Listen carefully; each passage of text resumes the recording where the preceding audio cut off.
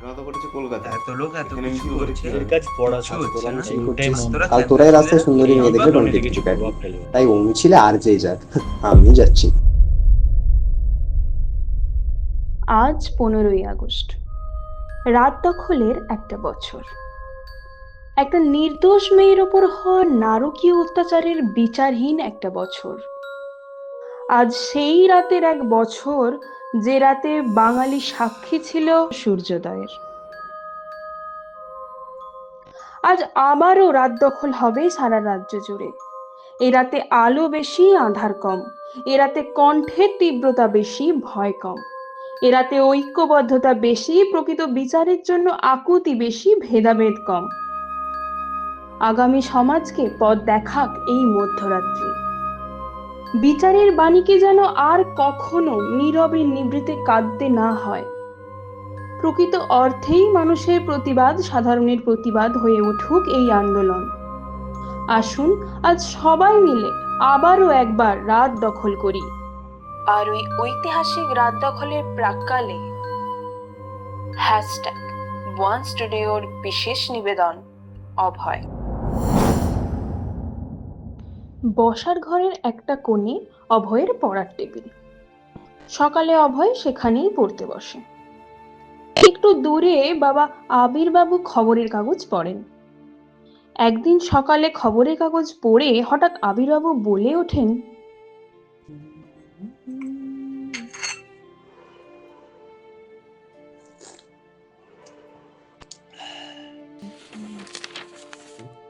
এই দেখ অভয়, কাগজে কি বেরিয়েছে দেখ। ওরা কি লিখছে শুধু একবার দেখ। যে স্কুল ক্যাম্পাসের বাইরে কর্মসূচিতে পড়ুয়াদের অংশগ্রহণে নিষেধাজ্ঞা জারি করলো রাজ্য সরকার। তুই এবার এসব ছাড়, তোর কাজ পড়াশুনো, পড়াশোনাতে মন দে। এসব থেকে এবার বেরিয়ে আয়। খবরটা শুনেই মনে মনে একটা অদ্ভুত অনুভূত হতে লাগলো অভয়ের।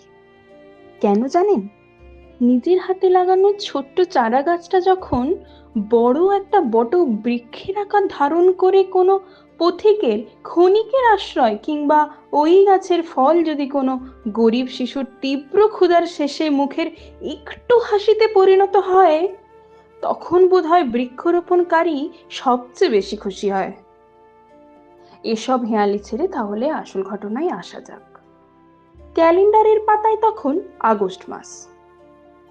এক মহিলা ডাক্তার তার কর্মস্থলে নৃশংসভাবে ধর্ষিতা ও খুন হয়। প্রতিবাদে ফেটে পড়ে সারা দেশ।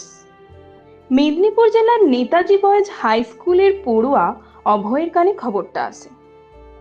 মনে মনে এটার তীব্র প্রতিবাদ জানায় অভয়। তবে সেই প্রতিবাদ মনেই সীমাবদ্ধ রইল না। অভয়াকাণ্ডের কিছুদিন পর অভয় কিছুজন ছেলের সাথে স্থির করলো, স্কুল পড়ুয়াদের ডাকে সকল শহরবাসীকে নিয়ে এই নারকীয় ঘটনার একটা প্রতিবাদ মিছিল আয়োজন করবে। যেমন ভাবনা তেমন কাজ। শুরু হয়ে গেল মিছিলের প্রস্তুতি। সোশ্যাল মিডিয়াতে গ্রুপ খুলে পোস্টার বানিয়ে জোর কদমে প্রচার চলল। অনেক বাধা এলো, অনেক ডিমোটিভেটিং কথা কানে এলো। অনেকে বলতে শুরু করলো, ঘটনা তো ঘটেছে কলকাতায়। এখানে মিছিল করে কি হবে? এত লোক এত কিছু করছে, কিচ্ছু হচ্ছে না। আর তোরা চ্যাংকা ছেলেরা কি বা করবি? ওদের কাজ পড়াশোনা, তাই ওটাই মন দে। ওদের এই আন্দোলন এতে কিছু প্রভাব ফেলবে। আজ তোরা মিছিল করছিস, কাল তোরাই রাস্তায় সুন্দরী মেয়ে দেখলে টোনটিট টিটি কাটবি। তাই ও মিছিলে আর যেই যাক, আমি যাচ্ছি।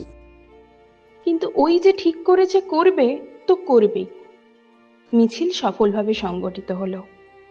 কিছু বিক্ষিপ্ত ঘটনা ছাড়া এই মিছিল সর্বান্তকরণে সফল হলো। সেখানেই খুশি মনে থেমে যেতে পারতো অভয়, কিন্তু সে তো অল্পে সন্তুষ্ট হওয়ার জন্য এই পৃথিবীতে আসেনি। সে যে এসেছে এই বিশ্বকে সকল শিশুর বাসযোগ্য করে যাবে বলে। সেখানেই না থেমে বাড়ি ফিরেই ঠিক করলো, এই আন্দোলন শুধু তার শহরে সীমাবদ্ধ থাকলে হবে না, সারা রাজ্য জুড়ে ছড়াতে হবে। আবারও যেমন ভাবনা তেমন কাজ। শহরে মিছিল আয়োজনের প্রবল চাপে অলরেডি দুদিন রাতে ঘুমানোর সময় পায়নি ছেলেটা। ওইসবের তোয়াক্কা না করেই ওই দিন রাতেই শুরু হয় বিভিন্ন জায়গার নানা স্কুলের প্রধান শিক্ষক শিক্ষিকার নম্বর জোগাড় ও নানা বিদ্যালয়ের মেল আইডি জোগাড়ের কাজ। পাশে এসে দাঁড়ায় একদল মানবিক ছেলের দল। পরের দিন বিকেলের মধ্যে যাদের মোবাইল নম্বর পাওয়া গেছিল তাদের সঙ্গে যোগাযোগ করে এরকম প্রতিবাদী কর্মসূচি আয়োজনের অনুরোধ করা শুরু হয়। সকলে অত্যন্ত খুশির সঙ্গে তাদের প্রশংসা করেন এবং একটাই কথা বলেন, তা খুব ভালো উদ্যোগ, আমরা সব রকম চেষ্টা করছি। তারপর দেখতে দেখতে একটা বছর কেটে যায়, তাও বিচার অধরাই রয়ে গেল। হয়তো আজও হাজারো অভয় পথে ঘাটে দিনে রাত্রে নিজের জীবন মরণের তোয়াক্কা না করে লড়াই করে চলেছে তার দিদিকে সুবিচার পাওয়ানোর জন্য। আজ আবার শহর জুড়ে আবার রাত দখলের মরশুম। পুলিশ, জলকামান, রাজনীতি, সিবিআই সবই হলো, শুধু পিছনে পড়ে থাকলো একটাই জিনিস, ন্যায় বিচার। যে শহরে আর কিছুদিন পর দেবী দুর্গার আরাধনা হবে, সেই শহরে এক দেবীর বিসর্জন আমরা কেউ মন থেকে মেনে নিতে পারছি না। স্বাধীনতাহীনতায় কে বাঁচিতে চায় হে, কে বাঁচিতে চায়? দাসত্ব শৃঙ্খল বল কে পরিবে পায় হে, কে পরিবে পায়? তাই আবারও গলা উঁচিয়ে বলছি, তোমার আমার একটাই স্বর, জাস্টিস ফর আরজিকর।